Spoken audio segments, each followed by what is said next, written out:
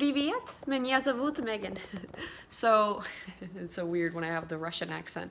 I was adopted from Russia. My name is Megan, and Megan K Motivate, and I help you guys with trauma recovery, and also I'm adding adoption stories and how to understand being adopted to my repertoire of motivational influencing on social media. So, welcome to my page. If you're new to it, go ahead and check it out. There's a lot of cool resources on here I try to give you guys. And I just really enjoy engaging with you, so thank you so much. And I'm glad that I have been able to provide you with something valuable for your life. All right, so today I actually wanted to tell you guys my adoption story. I feel like I've gone over this in my story before, but I haven't put it in my actual place down there. What is it, my feed, I guess? Yeah, that. So basically, it's not that long. I was born in 1995 in Moscow, and from what I know, my mother was very young, or at least that's what my records say. And she came into the hospital. She didn't have any papers and was just like, yo, bruh, I need to have a baby. And they were like, cool. So she went to go have me, and 3 days later, she left the hospital. And according to my records, they said they tried to look for her and tried to figure out where she was because you need to get the mother's signature in order to adopt out a child. But they couldn't find her anywhere in Russia, so they were like, okay, fine, whatever. So they sent me to an orphanage. So I ended up in baby house number 24 in Russia and in Moscow. And I was there until my parents picked me up, surprisingly, tomorrow in 1997. Yeah, tomorrow's my adoption day. That's kind of funny, actually. I didn't even realize that. So I came to the United States tomorrow in 1997. And yeah, it was, yeah, that's pretty much my story. I'm sorry it's not more interesting than that. I don't really know too much. But I've been trying to figure it out a little bit. So I've been doing DNA tests and trying to figure out who my relatives might be. My mother's name apparently, supposedly, was Maria Alexandrovna Linford. And my Russian name is Olya Valeriyevna Linford. Linford is not Russian. Linford is actually, I believe, Germanic, but it is a name of England. In England, people have that name in England. So I'm not sure if she made it up, where she would have gotten that name from. If you guys have any idea, if you guys know how she might have came up with that name, let me know, because I really don't. Maria Alexandrovna is a very common name in Russia, so that one doesn't really surprise me. What else can I say about this? Well, when I did my DNA tests, I wanted to see if I would come up with any direct relatives. And I was a little starry-eyed child thinking that, my direct relatives would pop up as soon as I did the test. And some people do have that happen. I'm actually part of a Russian adoptees group on Facebook. I'm part of 2 of them. Sorry, my arm got tired. And a lot of them do find their relatives through DNA tests, and it's really cool to watch, and it's really fascinating. But when I did my test, the closest relatives I was able to find was anywhere from second to remote cousins. They really don't show much, and it's usually what is it called? I can actually show you guys this at some point because I know not everyone has done a DNA test, and I'll explain the value of that.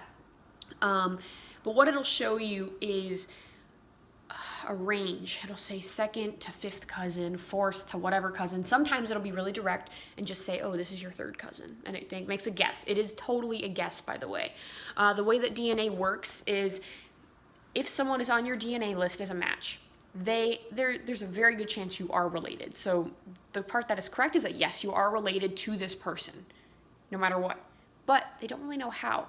So sometimes a sister can pop up as a cousin by accident because of where in the DNA they are actually testing. This is a lot of information. I'll make a new video on this to explain this to you guys another time, but this is just the basic understanding. So anyway, basically, everyone that's on your DNA list that you get is definitely related to you. It's just a matter of how far back they are related to you. And it gets kind of confusing because certain cousins share great-great-great-great-grandparents with you, and you're like, well, who is that? I don't really know. So anyway, I've been doing that research, and I actually ended up finding out that I am Middle Eastern in Russian. So I'm probably more of the Caucasus region, like Turkey, Kazakhstani area, which I know I look very Russian, but there's actually, it's really fascinating, actually. I was talking to some of my friends in the Russian adoptees group, and all of theirs completely Russian, or completely Jewish, which was interesting. And mine is a very small percentage of Jewish. about anywhere from 5 to 10%, depending on the site that I used, because I actually went through all of the sites, and I can actually review those for you guys too, because all of them, I have two favorites. I like 23andMe and Family Tree DNA, and I can explain to you why those are my favorite. But yeah, so it's been a really wild thing to figure out all of this stuff. I mean, I figured out my maternal haplogroup, which is my mom's side, and I figured out that that is probably the Middle Eastern side, because that went through Siberia and through China and Kazakhstan and all of these different countries in that area. And of course, I'm a girl, so I can't figure out what my dad's side is, but my guess is my dad is a Russian Jewish person or something like that.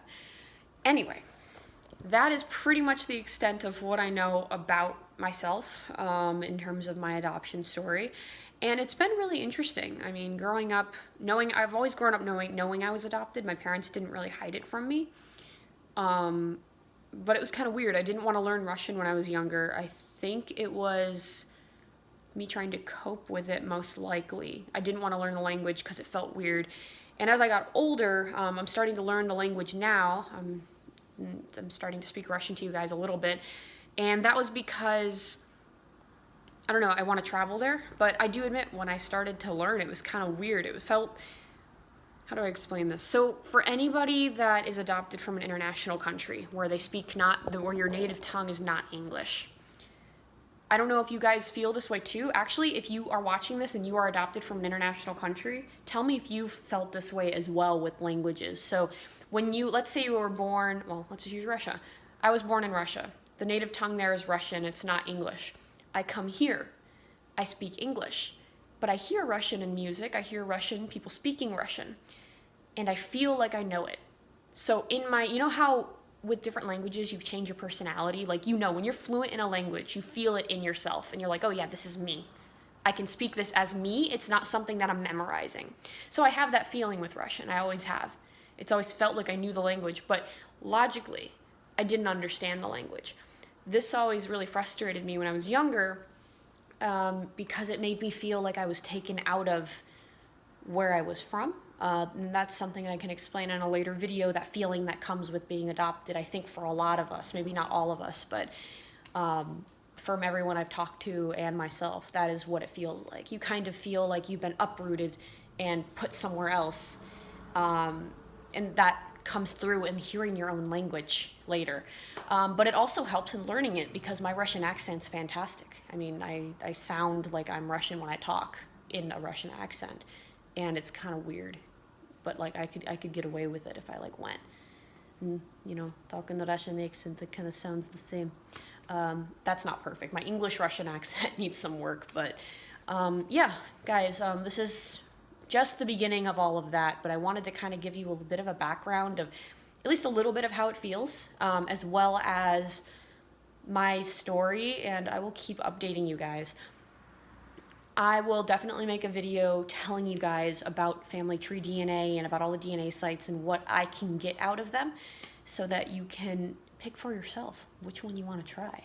And I'll keep you posted on what I figure out. But anyway, guys, I hope you have a really kick-ass day. If you have any questions for me, go ahead and put it in the comments, or you can go ahead and go up here. If you're watching it on YouTube, do the same thing. It's really great. Thank you guys so much, and I hope you have a kick-ass day. Show me your walk. I'm still going to learn how to say that in Russian, by the way, at some point.